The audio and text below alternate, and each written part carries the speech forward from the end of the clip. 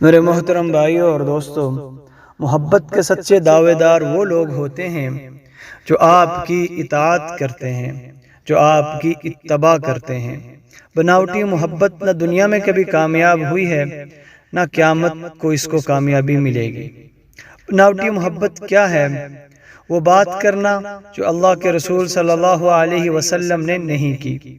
آج اس بناوٹی محبت کے تحت کچھ لوگ ہوتے تو نیک ہیں، ان کا ذہن بھی اچھا ہوتا ہے، لیکن بیچاروں کو پتہ نہیں ہوتا۔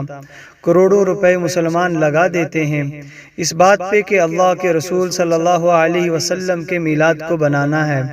کچھ لوگ گالیاں دیتے ہیں، کچھ لوگ لڑائی کرتے ہیں، فساد کرتے ہیں۔ نہ ہمیں لڑائی کرنی آتی ہے، نہ فساد ہم پسند کرتے ہیں، نہ ہمیں گالی دینا آتا ہے۔ اس لیے ان ساری باتوں کو چھوڑ کر اس مسئلے کو سمجھنا چاہیے کہ اللہ کے رسول صلی اللہ علیہ وسلم نے کیا ایسا کیا اور کیا اس کا حکم دیا۔ آپ صلی اللہ علیہ وسلم چونکہ 9 ربیع الاول کو پیدا ہوئے، آپ صلی اللہ علیہ وسلم جس سال میں پیدا ہوئے، آپ دنیا کی تاریخ اٹھائیں اور ریاضی دان جتنے گزرے ہیں ان کی تمام عبارات کو پڑھیں، آپ کو پتہ چلے گا کہ جس سال آپ صلی اللہ علیہ وسلم دنیا میں تشریف لائے وہ دن پیر کا دن تھا۔ پیر کا دن یا تو 2 تاریخ کو آتا ہے، یا 9 کو، یا 16 کو، یا پھر 23 تاریخ کو۔ 12 کو پیر کا دن آتا ہی نہیں ہے، اس لیے آپ صلی اللہ علیہ وسلم 9 ربیع الاول کو پیدا ہوئے اور آپ صلی اللہ علیہ وسلم 12 ربیع الاول کو اللہ رب العزت کے پاس چلے گئے۔ ابھی آپ کی مرضی ہے، آپ یا تو نبی علیہ السلام کی وفات پہ خوشی بنا لیں یا ان کی بیٹی کی بات کو یاد کر لیں۔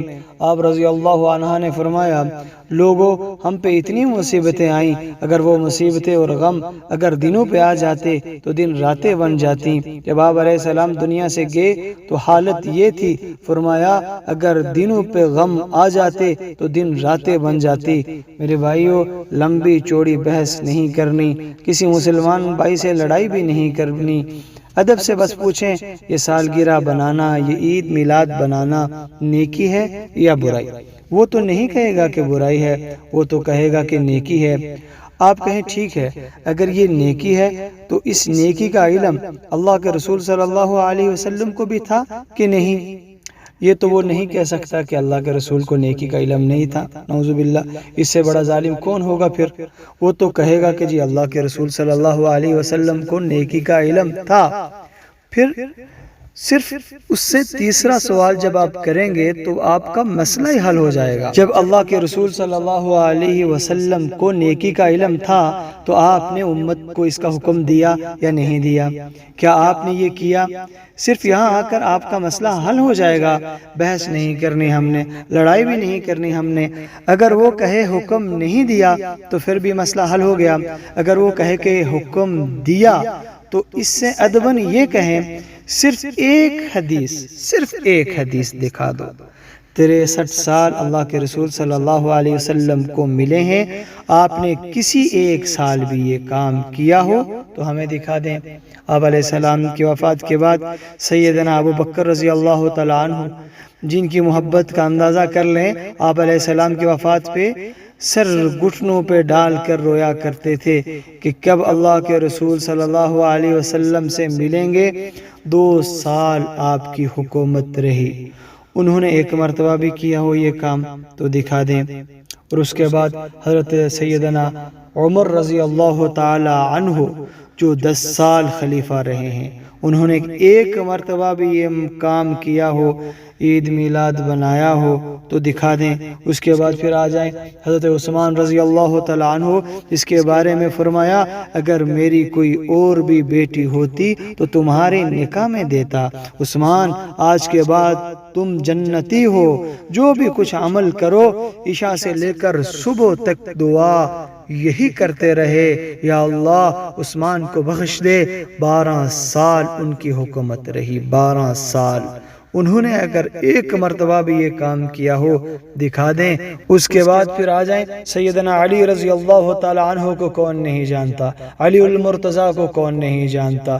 4 سال تک آپ رضی اللہ تعالی عنہ کی حکومت رہی، 4 سال تک آپ رضی اللہ تعالی عنہ کی خلافت رہی۔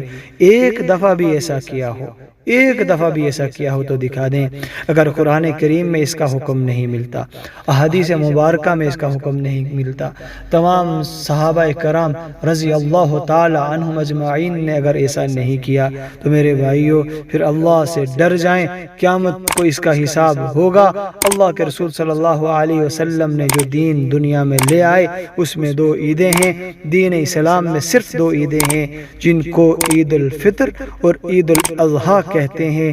جو تیسری عید کا اضافہ کرتا ہے وہ اللہ کے دین سے باہر نکلنے کی کوشش کرتا ہے۔ اللہ ہمیں عمل کی توفیق عطا فرمائے۔ وما علینا الا البلاغ۔